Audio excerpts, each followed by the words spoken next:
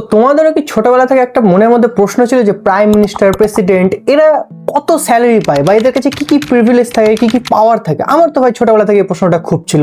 তো আমি এটার উপর রিসার্চ করলাম। তো তোমরা যদি এতে ইন্টারেস্ট থাকো তো এই ভিডিওর মধ্যে আমি এদের সমস্ত রকম যে কনস্টিটিউশনাল পোস্টগুলো আছে আমাদের, মানে সাংবিধানিক পোস্টগুলো, তাদের স্যালারি, তাদের পাওয়ার, তাদের প্রিভিলেজ সম্পর্কে বলবো। তো সবার আগে প্রশ্ন হচ্ছে যে কনস্টিটিউশনাল পোস্ট কি?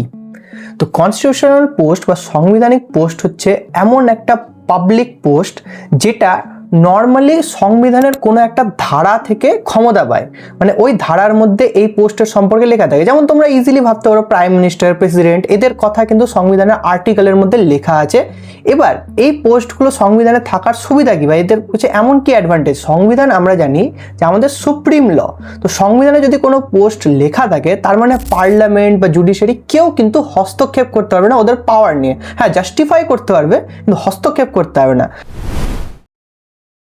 তো সবার আগে সর্বোচ্চ কনস্টিটিউশনাল পোস্টের সম্পর্কে বলা যাক, মানে প্রেসিডেন্ট অফ ইন্ডিয়া বা পিওআই অফিস। তো উনার যদি আমি পাওয়ারের কথা বলি তো তিনি হচ্ছেন de jure head of sovereign union of India. এবার উনি ক্ষমতা রাখেন আমাদের এখানে আর্মড ফোর্সদের সুপ্রিম কমান্ডার হিসেবে। উনি আমাদের এখানে council of minister, prime minister এরকম বড় বড় পদগুলোকে নিয়োগ করেন।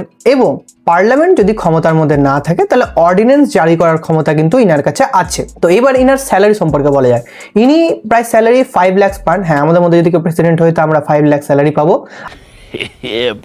ইনার ইমিউনিটির কথা যদি বলি তো ইনি 2.5 লাখ কিন্তু পেনশন অলওয়েজ পেতে থাকবেন লাইফ টাইম। তারপর ইনার জন্য ফ্রিতে রাষ্ট্রপতি ভবন আছে যেখানে তিনি তার টেনিওর কালে থাকতে পারেন। ইনার টেনিওর কালে ইনাকে কোনো রকম অ্যারেস্ট করা সম্ভব না, ইভেন ক্রিমিনাল চার্জেস ইনার পক্ষে কোনো রকম লাগানো সম্ভব না, কোনো কোর্ট ইনার অ্যারেস্ট ওয়ারেন্ট বের করতে পারবে না। সেকেন্ড সবচেয়ে বড় কনস্টিটিউশনাল পোস্ট হচ্ছে ভাইস প্রেসিডেন্ট, যিনি প্রেসিডেন্টের অনুপস্থিতকালে অ্যাজ এ প্রেসিডেন্ট অ্যাক্ট করেন এবং নিজের টেনিওর কালে উনি রাজ্যসভার এক্স অফিসার চেয়ারম্যান হিসেবে রোল পালন করেন। আর রাজ্যসভার যে লেজিসলেটিভ অ্যাক্টিভিটিসগুলো হয় সেগুলোকে রেগুলেট করা, মানে স্পিকারের কাইন্ড অফ ওয়ার্ক তিনি ওখানটাতে পালন করেন। এবার ইনার স্যালারি সম্পর্কে বলা যাক তো সেটা হচ্ছে 4 লাখ পার মান্থ। ইনি ইমিউনিটির ক্ষেত্রে যেরকম পার্লামেন্টের মেম্বাররা সমস্ত রকম ইমিউনিটি পান, উনিও পান।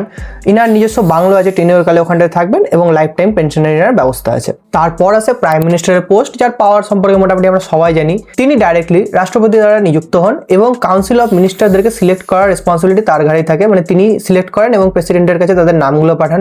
তাছাড়াও উনি হচ্ছেন আমাদের ডিফ্যাক্টো হেড, মানে বলতে গেলে উনি আমাদের এখানে রিয়েল এক্সিকিউটিভ হেড। উনার নামে সব কিছু হয়, বিভিন্ন ফরেন রিলেশন, ইন্টারনাল ম্যাটার্স উনার নামেই হয়। উনি পার্লামেন্টের মধ্যে নিজের স্পিচ রাখেন এবং council of minister as a leader work করেন। ইনার স্যালারি মান্থলি প্রায় 2.8 লাখের কাছাকাছি। ইনার প্রিভিলেজ সম্পর্কে যদি আমরা বলতে যাই তো ইনি এসপিজি গ্রুপের স্পেশাল সিকিউরিটি পান। তাছাড়া ইনি থাকার জন্য নর্মাল যে বাংলো বা যা হয় এরকম সমস্ত সুযোগ সুবিধা পান। আর পার্লামেন্টে অ্যাবসোলুট ফ্রিডম অফ স্পিচ পান, মানে তার উপর কিন্তু কোনো রকম জুডিশিয়াল অ্যাকশন এনার উপর নেওয়া যাবে না। তারপর স্টেটের সব থেকে বড় পোস্ট আছে, মানে গভর্নর বা রাজ্যপাল। এবার গভর্নরের যদি পাওয়ার সম্পর্কে আমরা বলি তো প্রেসিডেন্টের সমতুল্য স্টেট লেভেলের পাওয়ার ওনার দেখা যায়।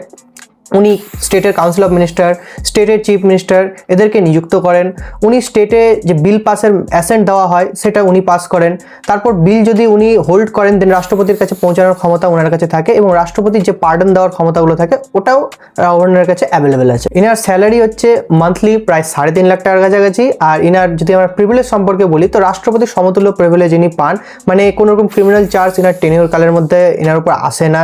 ইনি নিজের রাজভবন পান থাকার জন্য টেনিওর কালের মধ্যে, আর লাইফ টাইম পেনশন ইনি পেতে থাকেন। তারপর আছে সুপ্রিম কোর্টের জুডিশিয়ারি, মানে জাজেস আর চিফ জাস্টিস মিলিয়ে। তো দেখো ইনাদের কাছে যে পাওয়ারটা থাকে সেটা হচ্ছে ইনারা সুপ্রিম আমাদের ল মানে কনস্টিটিউশন তার ইন্টারপ্রেটার হিসেবে কাজ করে, মানে কনস্টিটিউশনকে ডিফাইন করা, কনস্টিটিউশনকে ডিফেন্ড করা এবং কনস্টিটিউশনাল আর্টিকেলগুলোকে ক্ল্যারিফাই করা। যদি জুরিসডিকশন পাওয়ারের কথা বলি তাহলে অরিজিনাল, অ্যাপেলেট অ্যান্ড অ্যাডভাইজারি তিনটেই জুরিসডিকশন পাওয়ার সুপ্রিম কোর্টের কাছে অ্যাভেলেবেল আছে। আর জুডিশিয়াল রিভিউ পাওয়ার আছে যেটা দিয়ে পার্লামেন্টারি কোনো রকম যদি অ্যানোমালিজ হয় তাহলে সেটাকে স্ট্রাইক ডাউন করে। এবার যদি স্যালারির কথা বলি তো চিফ জাস্টিস অফ ইন্ডিয়ার স্যালারি হয় প্রায় 2.8 লাখ পার মান্থ। আর যদি আমরা নর্মাল সুপ্রিম কোর্টের জাজেসদের কথা বলি তো প্রায় 2.5 লাখ পার মান্থ। দেন যদি প্রিভিলেজেস কথা বলি তাহলে যেহেতু এটা কনস্টিটিউশনাল পোস্ট তো কোনো রকম ল দ্বারা এদের উপর কোনো রকম ইফেক্ট ফেলা যায় না। তাছাড়া এদের স্যালারি যেটা হয় সেটা কনসোলিডেটেড ফান্ড অফ ইন্ডিয়া থেকে আসে এবং এরা সমস্ত রকম সুবিধা যেরকম medical service, staff service, official security, residential service, সমস্ত রকম সুযোগ সুবিধা এরা পায়। দেন আসে হাইকোর্টের জুডিশিয়ারি।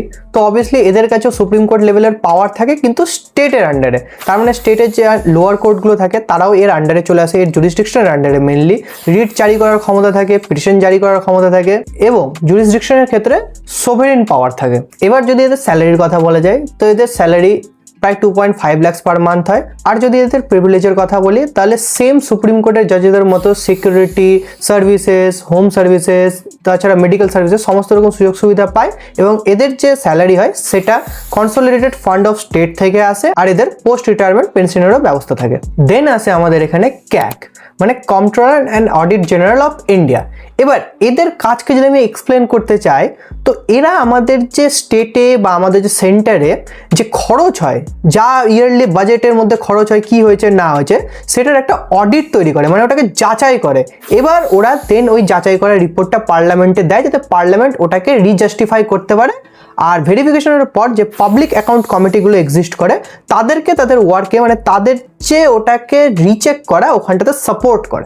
দেন এবার যদি ক্যাগের স্যালারির কথা বলি তো সেটা 2.5 lakh পার মান্থ হয়। এবার ওদের যদি প্রিভিলেজের কথা বলি তো ওরা অ্যাবসোলুট ইমপিচমেন্টের পাওয়ার পায়, মানে ওদেরকে যদি পদ থেকে সরানো হয় তো প্রপার পার্লামেন্টারি প্রসেস যেটা ইমপিচমেন্ট, ওই প্রসেসের দ্বারা ওদেরকে সরাতে হবে। আর ওরা 6 বছর সিকিউর টার্ম পায় যেটা 65 বছর বয়স অবধি ওদের চলতে থাকবে। দেন আসে ইলেকশন কমিশন অফ ইন্ডিয়া।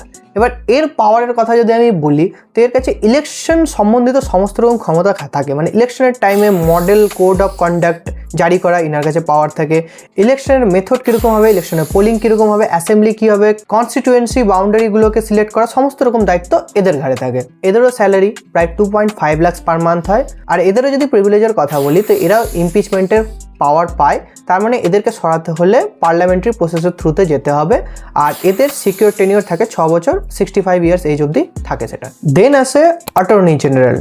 এবার আমি যদি ইজিভাবে এনার কথা বলতে চাই তো ইনি হচ্ছেন সেই পোস্ট যে সমস্ত রকম লিগাল অ্যাডভাইস পার্লামেন্টকে দেবে এবং পার্লামেন্টকে কোর্টে ডিফেন্ড করে, মানে এক কথায় বলতে গেলে সব থেকে বড় অ্যাডভোকেট যাকে বলা যেতে পারে। তো ইনার যদি স্যালারির কথা বলি তো সেটা 2.5 lakhs পার মান্থ। দেন আসে অ্যাডভোকেট জেনারেল, যিনি স্টেট লেভেলে কাইন্ড অফ অ্যাটর্নি জেনারেলের পাওয়ারগুলো নিয়ে আসেন। তো ইনি স্টেট গভর্নমেন্টকে লিগাল ম্যাটারে অ্যাডভাইস করেন, স্টেট গভর্নমেন্টকে প্রোটেক্ট করেন লিগালি, মানে কোর্টের মধ্যে। আর ইনার যে স্যালারি হয় স্টেট গভর্নমেন্ট দ্বারা ডিসাইড করা হয়। দেন আসে ইউপিএসসি আর এসপিএসসি, মানে ইউনিয়ন পাবলিক সার্ভিস কমিশন আর স্টেট পাবলিক সার্ভিস কমিশন। তো এদের আন্ডারে সমস্ত রকম অল ইন্ডিয়া সার্ভিস এক্সাম, মানে ইউপিএসসির আন্ডারে অল ইন্ডিয়া সার্ভিস এক্সামগুলো কন্ডাক্ট করা হয়। আর এসপিএসসির আন্ডারে যেগুলো স্টেটের সবথেকে সুপিরিয়র এক্সাম, মানে পিএসসির এক্সামগুলো হয় সেগুলো কন্ডাক্ট করানো হয়। তো এদের কাছে অ্যাবসোলুট নিজেদের টেনিউরের ফ্রিডম থাকে আর এদের কাছে নিজেদের জাজমেন্টাল ফ্রিডমও থাকে, তার মানে এরা চুজ করতে পারে নিজেদের মতো করে কোন ক্যান্ডিডেট পারফেক্ট, কোন ক্যান্ডিডেট পারফেক্ট না, যাতে এদের উপর কোনো রকম পার্লামেন্টারি বা স্টেট গভর্নমেন্টের হস্তক্ষেপ না হয়। আর এদের স্যালারির কথা মোটামুটি 2.5 থেকে 2.25 lakhs মধ্যে হয়। তো এই ছিল সমস্ত রকম কনস্টিটিউশনাল বডিজগুলোর কথা আর কনস্টিটিউশনাল পোস্টগুলোর কথা। তোমাদের যদি ভিডিওটা ভালো লেগে থাকে বা ইনফরমেশনাল লেগে থাকে তো ভিডিওটাকে অবশ্যই একটা লাইক করে যাবে।